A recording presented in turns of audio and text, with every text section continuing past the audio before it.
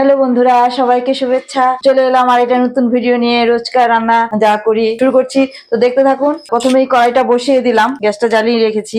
আজকে করব লাউ দিয়ে মাছের, দেখাচ্ছি লাউ দিয়ে মাছের মাথা আর কয়েকটা মাছের পিস আছে, এগুলো দিয়ে একটু মাখা মাখা কারি করব। আর এই যে রোজকার মাংস, এই পর্যন্তই রান্না হবে আজকে। আর একটা ডিম সিদ্ধ করব। এই তো শুরু করি, দেখতে থাকুন। প্রথমে আমি কি কি রান্না করি। প্রথমে বসাচ্ছি, কড়াই বসিয়ে দিলাম। তো আমি এখন কাটাকাটি করব। লাউটা কেটে রেখেছি অর্ধেক, বাকিটা কেটে আর মাছগুলো একটু ধুয়ে, আলুটা কেটে আর পেঁয়াজগুলো কেটে তারপরে দেখাচ্ছি। এই যে বন্ধুরা, মাছগুলোর মধ্যে নুন হলুদ মিশিয়ে নিচ্ছি। সব মাছ ভাজতে হবে, যে হলুদ মিশাচ্ছি এগুলো দিয়ে। আর কড়াইয়ে তেল দিয়ে, এই যে কড়াইয়ে তেল দিয়ে দিলাম।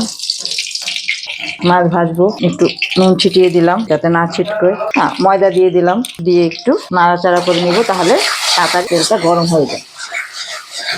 তারপর আমি এই মাছগুলো মেখে, এখানে অনেক মাছের সবকিছুই আছে, আমি সব একসাথে বেশি করে নিয়েছি। এবার মাছগুলোকে ভাজবো। তেলটা গরম হয়ে গেলে, এই যে তেলটা গরম হয়ে গেছে, এবার আমি মাছগুলোকে ছেড়ে দিচ্ছি। তারপর দেখাচ্ছি। এই যে বন্ধুরা, মাছগুলো ভাজা হয়ে গেছে, এবার এগুলোকে তুলে বাকি মাছগুলো ভাজতে দিচ্ছি। বাকি মাছ মানে মাথা টাথা এই সব আছে, এগুলো ভাজতে দিয়ে নেবো। ভাজতে দিয়ে তারপরে মাছ কয়েকটা তুলে নিলাম। এর মধ্যে মাছের এইসব সবকিছু দিয়ে, লাউ দিয়ে করে দিই। ডিমটাও আছে একটু, সব দিয়ে দিলাম। তারপরে এই যে বন্ধুরা, মাছটা উল্টে দিচ্ছি। মাথা মোথা সবকিছু যা যা ছিল এই দিয়ে লাউটা করে নিব।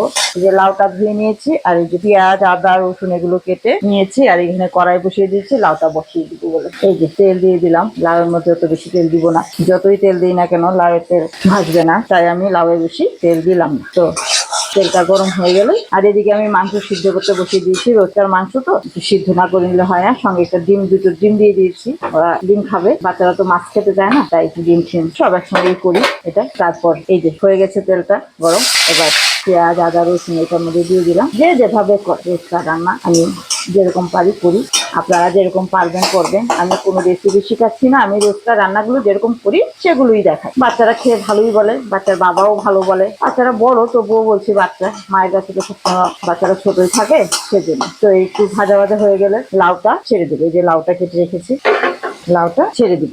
জায়গাটা একটু ছোট, টানাটানি করতে হয়। তারপরে মশলা দিব, মশলাটা। আর এই যে দেখুন, মাছটা ভাজা ভাজা হয়ে গেছে, মাছের মাথা মোথা সব তুলে নিচ্ছি। এই তেলেই আমি আর একটু তেল দিয়ে এখানে একটা মাছের কারির মতো করে নিব। তারপরে আমি বসাবো। এখানে মাছের ডিমও আছে, সবকিছু দিয়েই লাউটা করে নিব। এগুলো আর একটু ভাজা হোক, নাহলে খাওয়া যাবে না। এই পেঁয়াজটা ভাজা ভাজা হয়ে গেছে মোটামুটি, অত না ভাজলেও হবে। আমি এভাবেই করি। এই যে লাউটা ধুয়ে রেখেছি, ধুয়ে দিলাম। ধুয়ে দিয়ে হাত দিয়ে আমি নুন দিয়ে আন্দাজ পাই, নুন দিয়ে দিলাম। নুন দিয়ে নেড়ে চেড়ে এবার ঢেকে দেবো। ঢেকে দিলাম, আঁচ কমিয়ে দেবো কিছুক্ষণ পরে, মিডিয়ামে রাখলাম। আবার এটা ভাজা ভাজা হয়ে গেছে, এটা ভাজা ভাজা হয়ে গেছে। এবার এটাকে নামিয়ে নেব, আঁচ কমিয়ে নেব। এটার জন্য রেডি করছি, এটা হতে থাক। এই যে বন্ধুরা, তো আমি এই মাছগুলো নামিয়ে নিচ্ছি, ভাজা ভাজা হয়ে গেছে।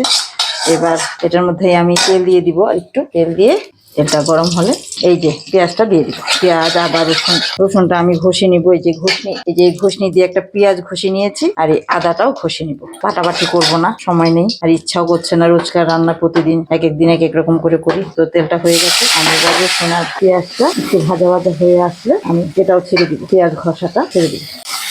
বন্ধুরা, এখানে পেঁয়াজ আর আদাটা ঘষে নিয়েছি, আর কিছু মশলা আমি এড করে দিচ্ছি। আর পেঁয়াজটা ভাজা ভাজা হয়ে গেছে, আমি একটু জল এড করে দিলাম, নাহলে পুড়ে যাচ্ছে। তো পেঁয়াজটা এর মধ্যে মশলাগুলো এড করছি। এই যে হলুদ দিয়ে দিলাম, এরকম হয়। তারপরে জিরা ধনিয়া একসাথে মিশানো আছে, এখানে জিরা ধনিয়া দিয়ে দিলাম, লঙ্কার গুঁড়া দিয়ে দিলাম। এখানে আমি একটা সিক্রেট মশলা করে রাখি, গরম মশলা, সবকিছু দিয়ে সেই মশলাটা দিয়ে আর একটু জল দিয়ে গুলে এবার এটাকেও ঢেলে দিব। এই যে ঢেলে দিলাম। তারপর আর একটু জল মিশিয়ে এটার মধ্যে, যেহেতু মশলাটা লেগে আছে, জল মিশিয়ে এটাও ছেড়ে দিব। ছেড়ে দিয়ে একটু ভাজা ভাজা করবো।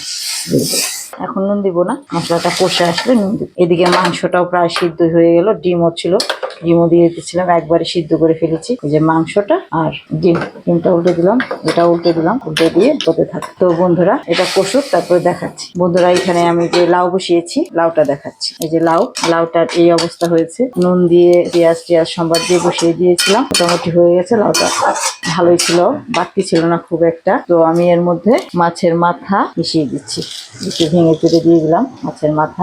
আর এই যে এগুলো কি আছে সব দিয়ে দিলাম। ডিম, মাছের মাথা সবকিছু দিয়ে আমি এবার এটাকে ঘেটে দিই। এখানে বেশি লাউ বেশি মশলা যায় না, তো কাঁচা লঙ্কাটাই যায়। আর একটু কাঁচা লঙ্কা চিড়ে দিব, আর একটুখানি দিব মশলা বলতে দিব সামান্য জিরের আর ধনে গুঁড়ো আর সামান্য হলুদ। এই যে সামান্য হলুদ দিয়ে দিলাম, দিয়ে এটাকে ভালো করে মিশিয়ে আবার ঢেকে দিব যাতে সিদ্ধ হয়ে যায়। আর একটু কাঁচা লঙ্কা কয়েকটা দিয়েছি, তো যদিও এটা ঝাল ঝাল খায় না, তবুও আমার বাড়িতে ঝালই চলে, মিষ্টি মিষ্টি খায় না কেউ, বাঙাল বাড়ি তো। এটা মোটামুটি মিশিয়ে দিয়েছি, এবার এটাকে আরেকটু সিদ্ধ হতে থাক, ঢেকে দিলাম। তো বন্ধুরা, মশলাটা আমি কষাতে দিয়েছিলাম, তো মশলাটা কষানো হচ্ছে, এখনো হয়নি, তারপর আমি দেখাচ্ছি। বন্ধুরা, এই যে মশলাটা কষা কষা হয়ে গেছে, আর একটু হবে, আঁচটা কমিয়ে দিয়েছিলাম, তো আর একটু কষা কষা হবে। আর একটু কষা কষা হয়ে গেলে যখন তেল ছেড়ে দিবে, তখন আর একটু জল দিয়ে তারপর বসে করে দিই। এই যে বন্ধুরা, মাংসের জন্য আদা আর দুটো পেঁয়াজ এগুলো করে নিয়েছি, আর এগুলো একটু থেতো করে নিব শিল দিয়ে, পাটা দিয়ে এগুলো একটু থেতো করে নিলেই হবে। ছোট পেঁয়াজ রসুন এত চুলাচুলি করতে হবে না, ব্যাস। রোজকার রান্না অত নিয়ম ফিয়ম করে করতে পারি না, সব কাজ একা হাতে করতে হয়, যতটুকু পারি সামলাই। এই পর্যন্তই আমি তো এগুলো থেতো করে নিব, আর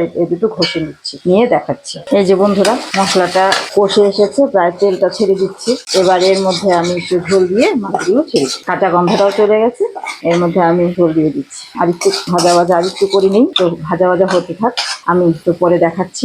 বন্ধুরা, এই যে লাউটা যে ঢেকে দিয়েছিলাম, সেটা খুলে দেখছি কি অবস্থা। মাছের মাথা সবকিছু দিয়ে মোটামুটি হয়েই এসছে, একটু নেড়ে টেড়ে দিচ্ছি, একদম সিদ্ধ হয়ে গেছে।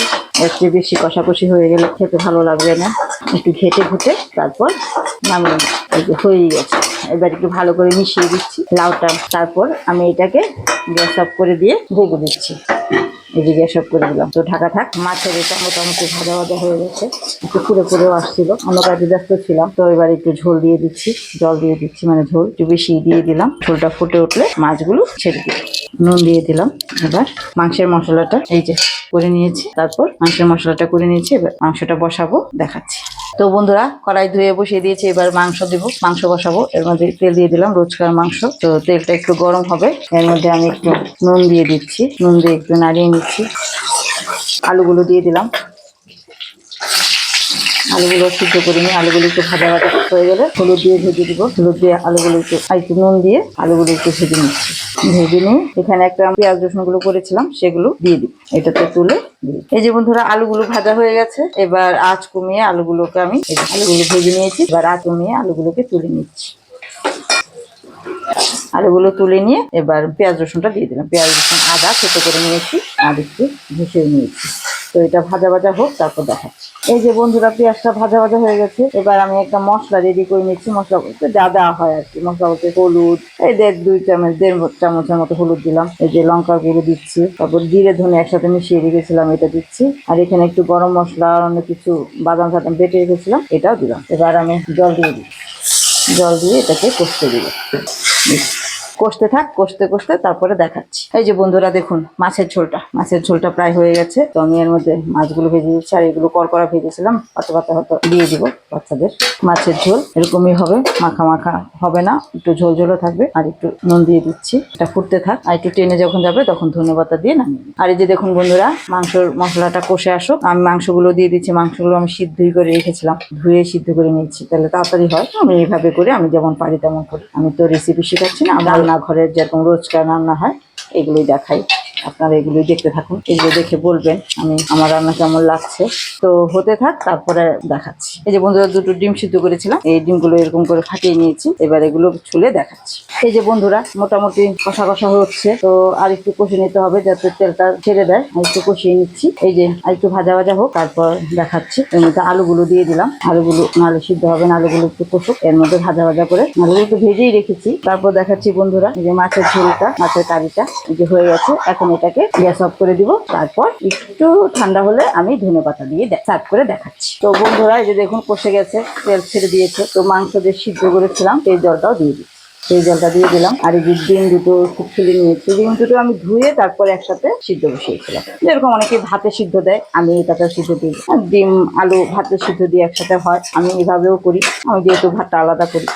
আর একটু কষা কষা হলে তারপর এটা জলটা শুকিয়ে আসলে তারপর আমি এটাকে ঝোল দিব। তো আর একটু কষুক বন্ধুরা, তারপর দেখাচ্ছি। রোজকার মাংস অত সেরকম না কিছু, তো একটু নুন দিতে ভুলে গেছি, সিদ্ধ করার সময় দিয়েছিলাম, আর একটু সামান্য নুন দিয়ে নিলাম। এই যে বন্ধুরা দেখুন মাংস থেকে কেমন তেল বেরিয়ে এসছে, মোটামুটি কষা হয়ে গেছে, তেলটা বেরিয়ে এসছে। এবার আমি ঝোল দেবো।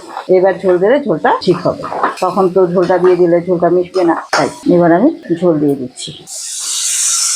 এবার আমি ঝোলটা দিয়ে নাড়িয়ে ঝোলটা দিয়ে দিলাম। এবার ঝোলটা ফুটে উঠলে, মাংস তো আগেই সিদ্ধ করা আছে, আরও সিদ্ধ হয়ে যাবে এর মধ্যে, তো সিদ্ধ হতে থাক। এই যে বন্ধুরা ঝোলটা ফুটে উঠেছে, এবার আঁচ কমিয়ে দিব। আঁচ কমিয়ে দিয়ে তাহলে সিদ্ধ হয়ে যাবে, তারপর কিছুক্ষণ পর নামিয়ে দিব। এই যে বন্ধুরা দেখুন মাছের ঝোলটা এটা হয়ে গেছে। এর মধ্যে আমি ধনেপাতা দিয়ে দিচ্ছি।